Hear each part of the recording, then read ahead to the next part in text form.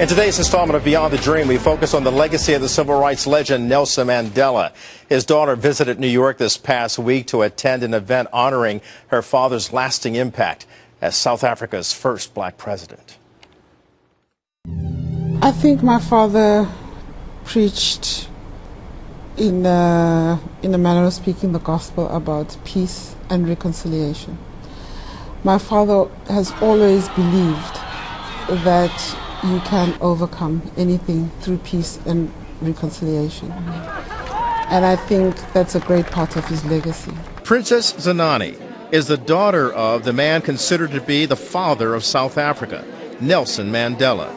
She is currently South Africa's ambassador to Argentina. I met with the ambassador and her daughters during their recent visit to New York. The Mandela family is teaming up with the company Mulex to release a commemorative gold coin of Mandela. The company says it has pledged up to $1 billion, and the money will go towards humanitarian projects. Princess Zenani and her two daughters displayed one of the gold coins, this one valued between $50,000 to $60,000. A critical need in South Africa is education.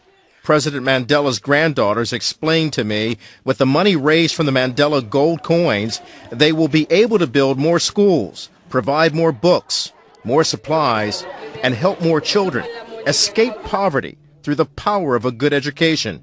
In fact, Mandela once said himself, education is the most powerful weapon which you can use to change the world. Education, which is very, very important to my grandfather. Education is one of his things that he's so passionate about. You know, with us, he made sure that every single one of us in our family was educated, because he said that when you're educated, nobody else can take that away from you. We know education is very much an important part of his legacy, and also just for our country. You know, it's part of the government's National Development Plan to educate every single child in South Africa. Mandela became a father of freedom in South Africa, but it came at great sacrifice.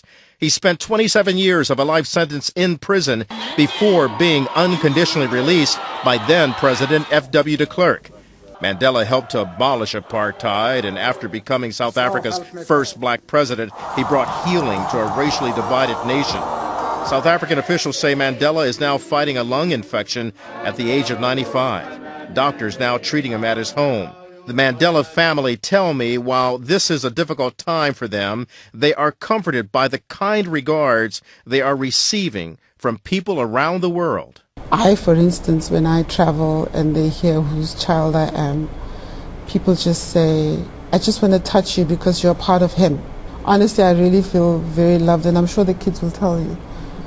We feel very loved, even during this very difficult time. I appreciate the three of you being able to share this time, knowing that your father is still facing a very difficult and uphill battle, but our prayers are with you. We can take this opportunity to thank the world, really, for their support, for their love, for their dedication towards my father and the family, to thank them for their prayers and comfort during this difficult time.